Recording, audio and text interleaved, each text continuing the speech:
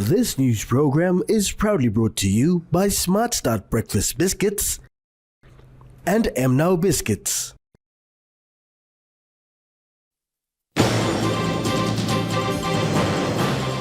ICCC on alternate fuel supplier. PNG signs defense cooperation agreement with Indonesia. And possible staff layoff by CPL.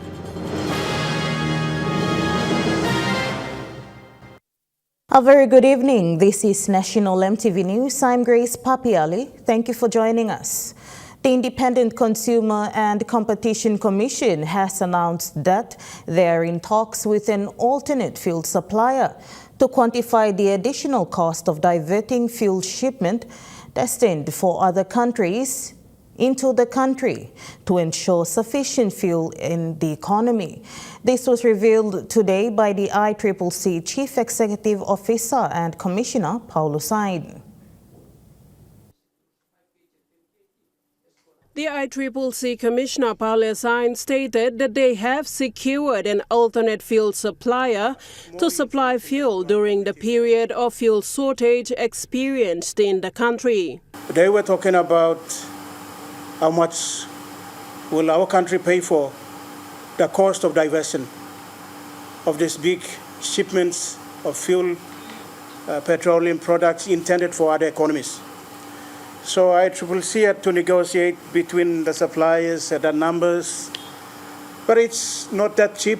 Commissioner Hanen further confirms that the prices of fuel will be expected to increase in the coming month, stating that they are working with the alternate fuel supplier to quantify the additional cost of diverting fuel shipment destined for other countries within the Pacific Ring into PNG. We would like to inform our stakeholders and consumers that it will be a premium price, unlike the usual prices that ICCC monitors and sources from other economies and the world global crude oil prices, and then trending it monthly, daily, announcing. This one is a new arrangement. Mr. Ain further explains the process towards reaching the agreement with the alternate supplier. To give you that additional cost if you divert it. So we managed to negotiate with them to divert that product vessel. So as long as there is a problem and as long as the consumers are willing to pay that premium price, they will remain. Our job is to make sure that we secure this and then give them the pricing that they deserve and the consumers pay for it. Sharing the same sentiment, Executive Manager of the Prices and Productivity Division, Jack Timmy, highlighted that this action by the ICCC is to avoid fuel shortage in the market. I think this is important to make sure that we don't have a shortage in the market. So I think our consumers need to be prepared for what might come. So. The new price of fuel will be announced by the ICCC on the 8th of March. It is understood that the alternate fuel supplier will also supply the Jet A fuel. The alternate fuel supplier's name has not been revealed by the Commission. Sharon Engnui, National EMTV News. Meanwhile, Commissioner for the Independent Consumer and Competition Commission, Paulus Ain, has expressed dissatisfaction towards Puma Energy's inability to supply fuel in the market and called on the government to cease its contract with Puma Energy. This call comes after the ICCC have secured an alternate fuel supplier to address the issue of fuel shortage in the country. On record as the regulator, we have been very, very disappointed. And it is our view that the government should terminate the contract the government has with Puma. We've been very quiet in trying to get some practical results, and today we announced to our consumers that the relief is coming. But it is the onus of the government now to terminate the contract it has with Puma Energy. I think enough is enough.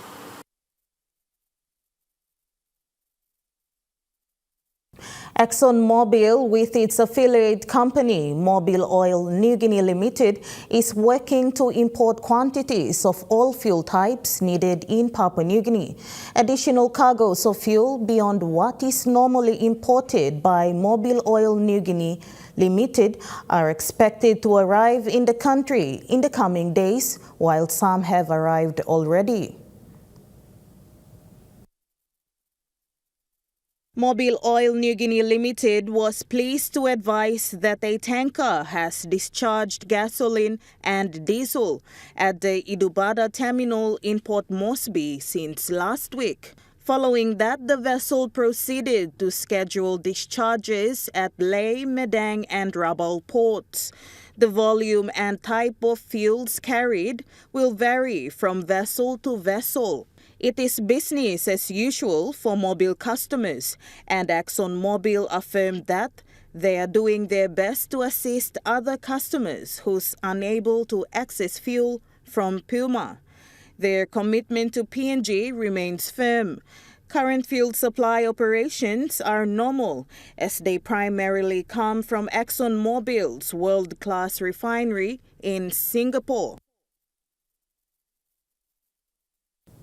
Landowners of the DA5 ILG 313 from the Kurio clan in Central Province condemned the proposal made to the government and ExxonMobil on 24th of February on the availability of the DA5 Napa Napa land, indicating that the land can be used for a fuel refinery to be built for the country. Aggrieved landowners voiced concerns and dissatisfaction towards proposal made to the government and claimed the proposal made by the chief consultant and executive director for Nabanaba Holdings Limited, Achilles Penny, is unauthorized. Principal landowner Daure Gabe Pundi states that the Napa Napa Kurio Land Group has no association to Mr. Penny nor had any such conversation. When they saw this news and they came yesterday morning to come and confront me for these things, and then I said, we don't know Mr. Achilles Penny. And I don't know which people he represents. Well, we are the legitimate principal landowners of the Napa Napa DA5 land. Supporting Ms. Pundi's statements, landowner Sarani Ahuta made a firm stance that Mr. Penny's proposal to the government and ExxonMobil has to be disregarded. This morning I am going to say that who has appointed him? Which Kurio? Kurio, we all Kurios are working under one ILG, which is 313. So his appointment as that position is null and void. Another landowner, Chris Rea, also shared similar sentiments as Mrs. Pundi and Mr. Ahuta on this matter. We are here to inform everyone that we disagree with it, and the processes that are ongoing as per the documents provided.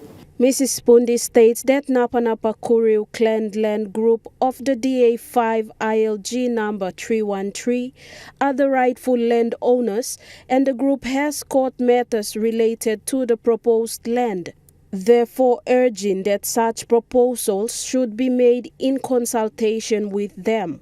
Francisca Anania, National EMTV News. The Independent Consumer and Competition Commission have revealed that over 300 shops have been arrested for price gouging. This report was released by the ICCC Commissioner, Paulus Ain, following a nationwide inspection conducted in 2023. The ICCC have already commenced the nationwide price inspection, starting with NCD, and calls on business houses to comply with the set of regulations. The ICCC Commissioner Paulus Ain indicated that the first leg of the operation is commencing today in the nation's capital and then to other parts of the country. From 2023, we have about 300 business houses arrested for price gouging or charging the consumers above 10%. Then we are into now 2024. We are now formally announcing that as we speak, our team is now out in the shops. What has been happening over this period from 2022, 23, 24 now is mainly as a result of global events. This operation of price inspection will see shops inspected to ensure that prices collected previously by the ICCC during the first phase have not been increased above 10% without prior approval from the ICCC. We go back to where they got the product from. Then they work backwards and confirm that that is the price that is actually being charged. So, we make sure that we check all these things properly before we either arrest them or we charge them or we issue them infringement notices. Mr. Hanen stated that business houses who has not sought approval from ICCC and have increased their shelf prices will be issued infringement notices, stating that the consumer watchdog will not hesitate to take legal actions. What we do is we go backwards to the final where you got the product and then walk backwards to make sure that that is reflected in the true cost of your price. There's one thing we are noticing in the business houses that they have one price on the shelf, there is another price on the till. So they are deploying tactically, but we've been around. We played those games with you well, so you've got to be careful with when we play some of these little games. So let's be true to our business and our consumers.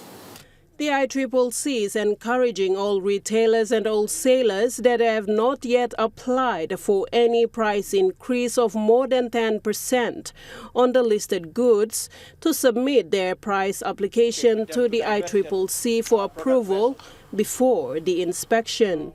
Sharon Engnui, National EMTV News.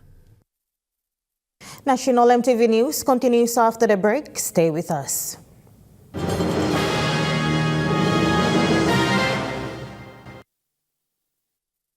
You're watching National EMTV News. The third death anniversary of the late Grand Chief Sir Michael Somare was commemorated that evening of the 26th of February at the Sir Hubert Murray Stadium in Port Moresby. It was hosted by the Governor of NCD, Powers Pakop, and the National Capital District Commission.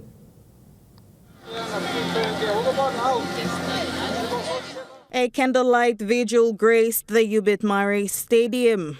This was a commemoration to the legacy of the great Grand Chief Somare.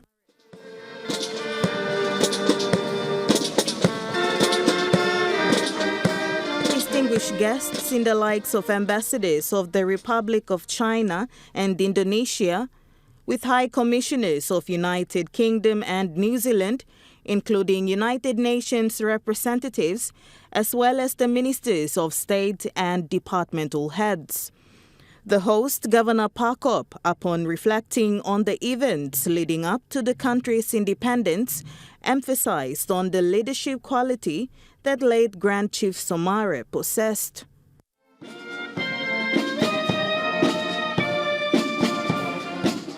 But come 1973, going towards self-government in 1974, everybody agreed.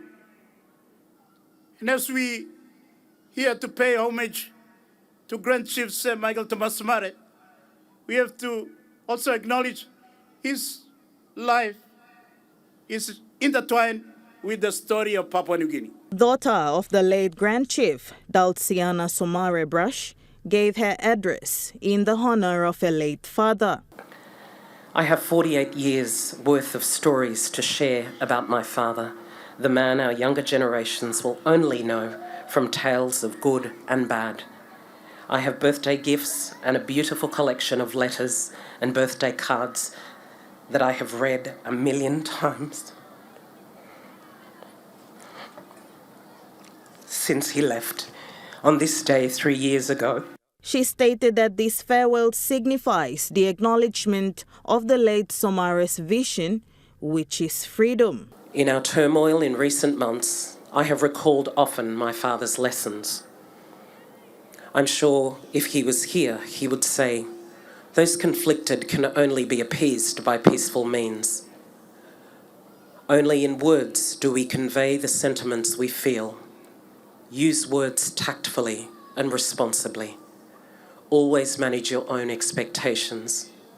In good and bad times, exercising respect will always be a productive framework for garnering trust in the most fragile of circumstances. Papua New Guinea has signed a defense cooperation agreement with Indonesia today at the Central Government Office in Port Moresby. This agreement is to strengthen borders and ensure both neighboring countries work together to address issues centered on security. At the news conference, Minister of Foreign Affairs, Justin Chachenko, who shared his welcoming remarks, gave an insight on the Defense Cooperation Agreement. This document, the DCA, has been sitting, gathering dust on the shelves here at Foreign Affairs for the last 10 years. And finally, under the James Marape Rosso government, with the partnership of the Indonesian government and the President Widodo, we have now finally, after 10 years, ratified this very important Defense Cooperation Agreement between Indonesia and Papua New Guinea. Witnessing the signing was Defense Secretary John Akipe and Acting Commander Philip Polewara. Indonesia Ambassador His Excellency Adriana Supandi expressed his gratitude towards PNG, highlighting that the Defense Cooperation Agreement signifies a tight relationship with Indonesia.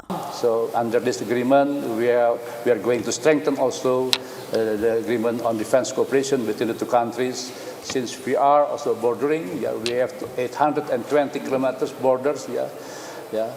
For Indonesia, PNG, is our immediate neighbors, very important one. So we have to do something for the best of the two people. Minister Chachenko, in his closing remarks, thanked the Indonesian government for its continuous support towards PNG in the forms of aid and program, amongst others. Claire Mauta, National EMTV News. An Australian helicopter pilot of the Heavy Lift Aviation Company and 2 PNG contractors have been rescued by security personnel at the Mount Caesar in the Hela province after being held as captives. They were rescued around yesterday afternoon. It was stated by the Commissioner of Police, David Manning, that the pilot and 2 technicians were at a remote telecommunications site in Mount Caesar as part of a scheduled stop when they were taken captive. The abductors have demanded a ransom of 5 million kina for the captives' release. However, security personnel on ground swiftly conducted a rescue mission that successfully freed the captives. Commissioner Manning highlighted that this is not the first time they have dealt with this type of criminal in the area. He had advised the security personnel to use little force against such criminals. He mentioned that in the past, kidnappers have been killed. Commissioner Manning indicated that the group who kidnapped the 3 workers were acting in connection with a compensation claim. Manning said such an act, including terrorism by criminals, will be dealt with accordingly. Louis Maingu, National EMTV News. National Capital District Superintendent Silva Sika has warned all tribes involved in the conflict in Enga Province to refrain from waging their attacks on the streets of Port Moresby. This call comes after a man was viciously attacked by 3 knife-wielding men at the 3 Mile bus stop on Friday and succumbed to injuries at the Port Moresby General Hospital. The victim of the attack is the late Jerry Paitik in his 20s of the Sak Valley in Wapenamanda district of Enga province. He was attacked while disembarking from a PMV bus near Pageant on Friday. It was alleged that the victim, despite being injured, hopped onto another PMV and sought help at the nearby St. John's ambulance premises before he was taken to the Port Moresby General Hospital and placed in the intensive care unit until his demise. Mr. Sika has appealed to the victim's aggrieved tribesmen to abstain from taking the law into their own hands, adding that police will vigorously pursue suspects until they are arrested and charged for their crime. Sika condemns the killing and assured the family of the victim that justice will be served.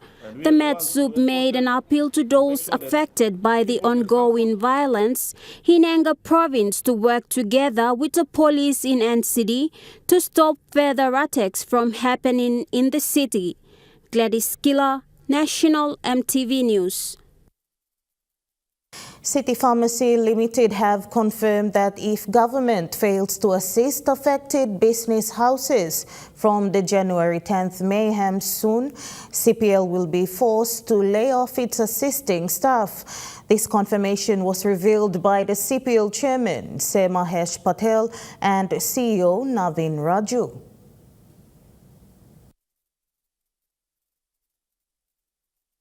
More than 300 workers from the CPL group of companies will be forced to go home without a job if the government does not keep its promise to assist the business houses that were affected by the January 10th mayhem.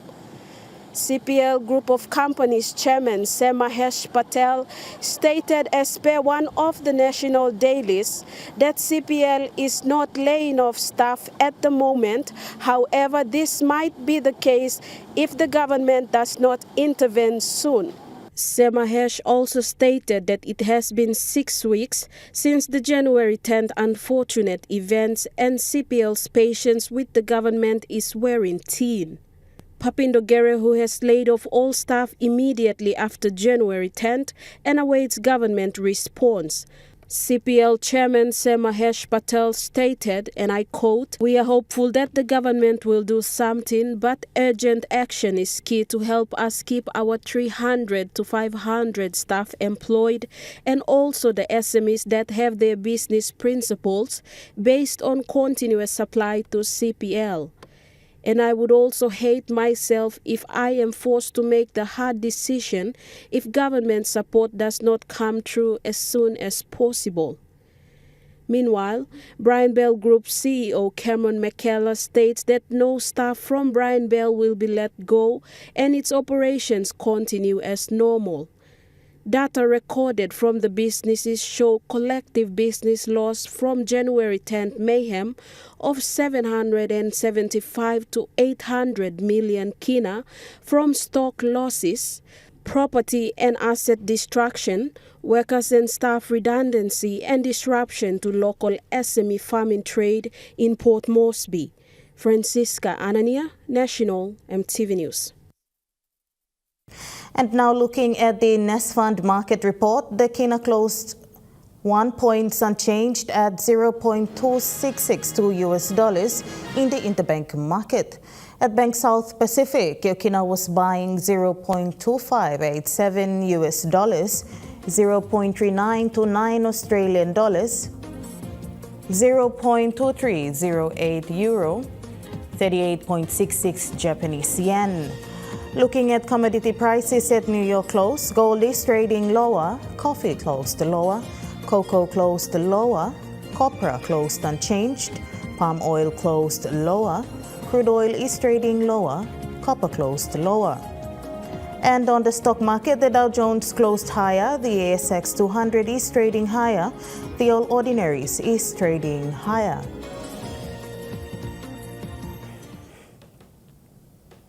National EMTV News continues after the break. Stay with us.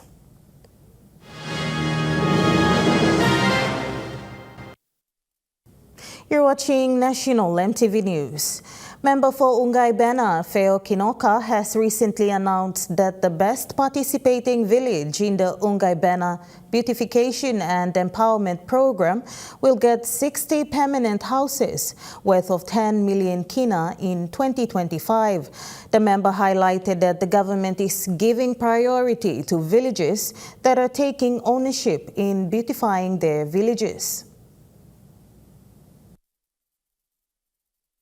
Ungay Bena Beautification and Empowerment Program comes under the 7 priority areas of Ungay Bena District Development Plan, and the winning village will benefit from 10 million kina in 2025.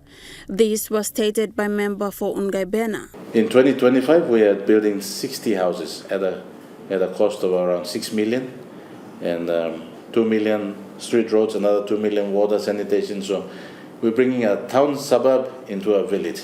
He said at the end of this year, they will also have some awards for those that do exceptionally well. If you go to Ungay Bena, you'll see all the villages are now clean, flower beds, people are organized and taking ownership and cleaning their villages, doing signboards, toilets, all those things. But we're also making it as a competition too. So at the end of this year, we got a truck, a diner truck as the grand prize. We have sawmills, we have coffee machines, a few machines and other things to support tractors as well too. So first prize, second, third, fourth prizes to be given to those villages that do really well, tick all the boxes. The member indicated that this is also part of economic empowerment, where they have appointed 4 leaders in the villages with training provision for the program. I've seen, and the reports that I got are going out of the way to, fix their villages. And as I drive past and I see all these beautiful flowers and signboards, it's really refreshing and rewarding to see that certain villages are taking ownership. There are some that needs to take ownership yet. So Ungay Bena Beautification and Empowerment Program aims at empowering and beautifying all the villages within the district. Estagane, National EMTV News. The crowned Miss Hiri Hanen 2023 is looking forward to passing the reins over to her successor in the coming Hiri Moala Festival. The festival will take place next month and looks towards a bigger stage, such as the Miss Bed of Paradise. In preparation for the forthcoming Miss Hiri Hanen pageant, Miss Kim Josh Damuri shared her experience serving as the Hiri Queen. I had the opportunity to touch into fields that I have never been. I have grown so much out of this, breaking barriers, coming out from my comfort zone, tapping into areas that I never imagined that I would touch on. She said being crowned Miss Hiri Hanen has opened doors to many opportunities for her. One of them was the privilege she had to meet several world leaders who visited the country last year. Apart from this, she stated that there were some challenges that she faced while wearing the Hiri Hanen crown. It was never easy for me, especially I was juggling my studies with my roles. I had to make sure that my time was managed well, so that my roles can be done perfectly without having to crash with my studies. Ms. Damuri encouraged young women from Motu Koitabu to take part in such events as it will pave the way for many opportunities. This is a great opportunity. Don't be afraid. Grab it. You can't imagine how far you're gonna get out of this if you just step into it. From experience in this, I'm now looking forward to better things in life. One of my plans for this year is to, after crowning, I plan to tap into Miss Bed of Paradise, because I have done so much that I have confidence enough now to tap into that. Miss Damuri took part as Miss Tubuserea last year when she won the crown. This year will be the 50th Hiri Moala Festival and is set to take place from the 22nd to the 24th of March in Port Moresby. Edson Kuso, National EMTV News. National MTV News continues after the break with Trukai Sport. Stay with us.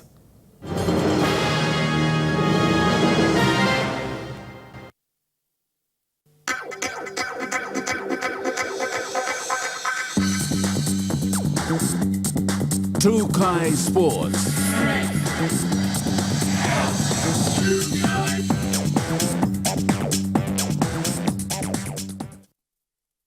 Welcome to Trukai Sports. The Papua New Guinea Kickboxing Federation is set to host the Southern Regional Championships on the 3rd of March this year. This was revealed today by PNG Kickboxing Federation President Stanley Nandex. In an interview with this newsroom, Nandex said that the federation will host the championships in all 4 regions.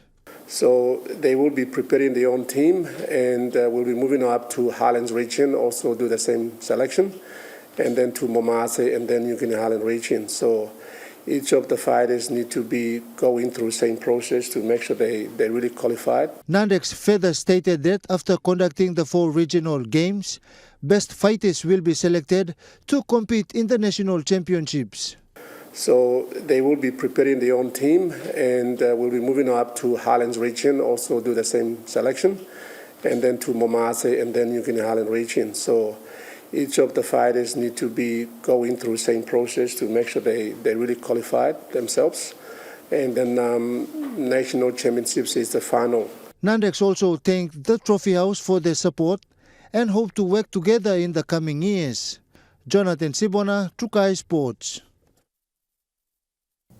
Team PNG has assisted Team Australia to their qualifying efforts for the World Relay Championships.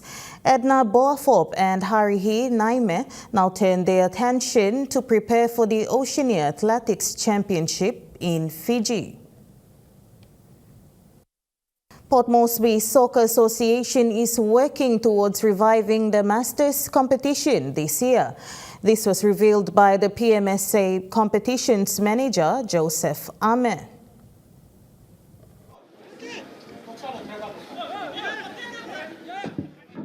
Port Moresby Soccer Association's competition manager Joseph Ame said the association has received an invitation from Lay Soccer Association. We play sample invitation lo one Lay LFA. We also got masters blow we only finish him last season but then a Panamex which only also masters blow to come top him up this pool blow respective pool. But it's before we play second this all games where it's happening between Moresby and Lay. Now we play revising Ken so we play going games here. Ame said that plans are underway and the association is also looking forward to connect the dots with the international games.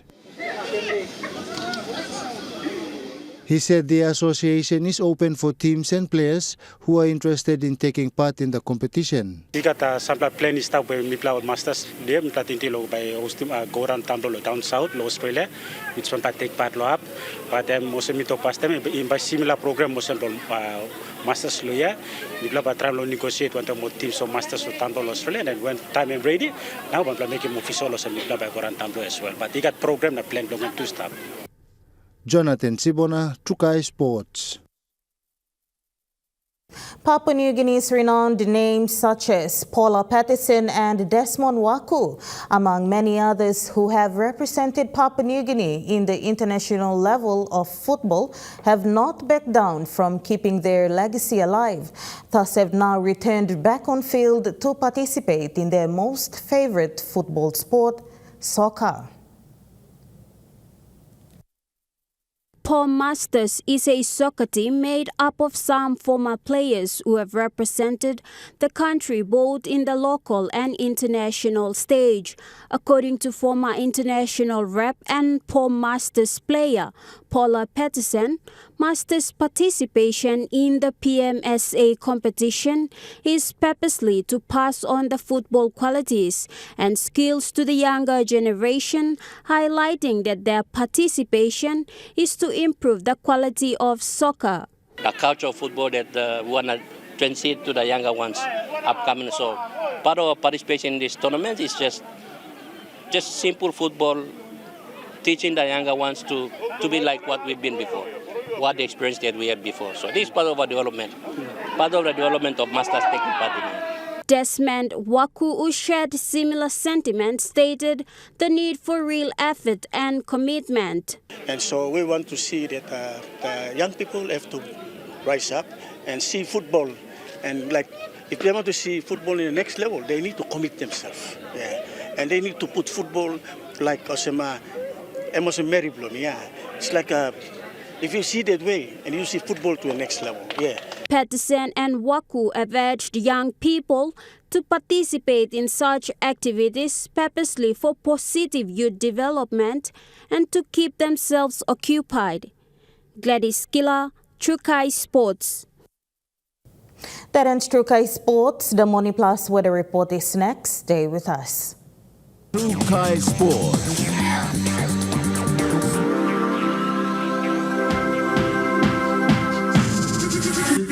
Trukai Sports. This weather update is proudly brought to you by Money Plus, with you always.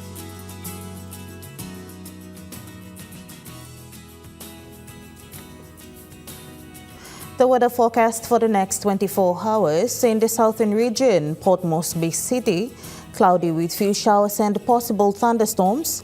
Daru, Kerema, Alatau and Popondetta, partly cloudy with few showers possible.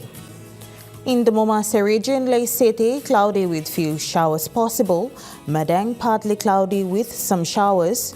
Wewak, cloudy with some showers. Vanimo, partly cloudy with some showers and possible thunderstorm. In the New Guinea Islands region, Lorengau, Kavieng, Kokopo and Rabaul, partly cloudy with few showers possible. Kimbe, cloudy with some showers possible. Buka, partly cloudy with few showers and drizzles possible. In the Highlands region, Mount Hagen City, cloudy with some showers and possible thunderstorms. Goroka, Bans and Kundiawa, some showers with possible thunderstorm.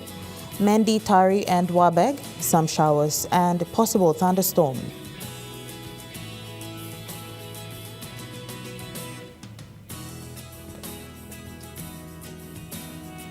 Waters of southern PNG Indonesian border to Daru to KY Islands to Kerema to Yule Island to Hood Point to Somare Islands.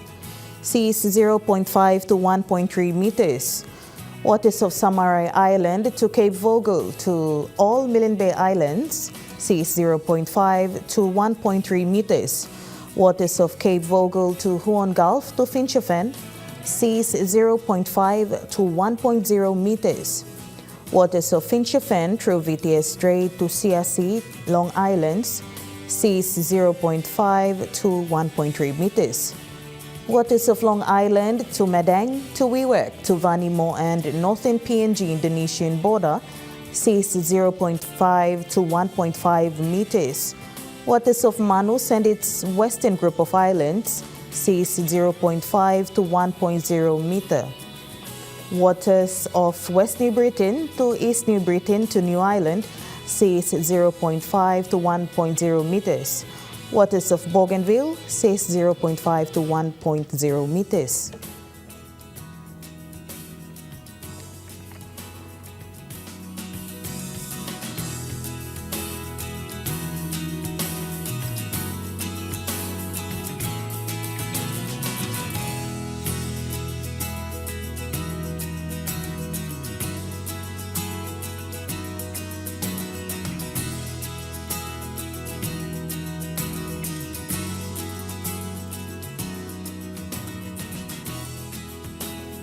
Coral Sea, seas light to moderate, west to southwest winds of 10 to 20 knots.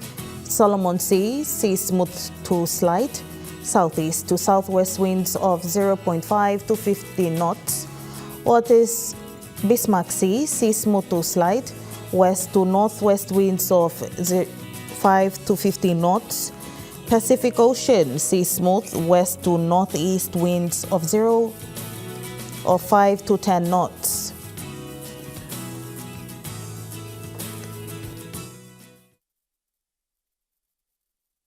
The weather update was proudly brought to you by Money Plus, with you always. And that wraps up the news, sports and weather for Tuesday, the 27th of February, 2024. From all of us here, pleasant viewing. Good night.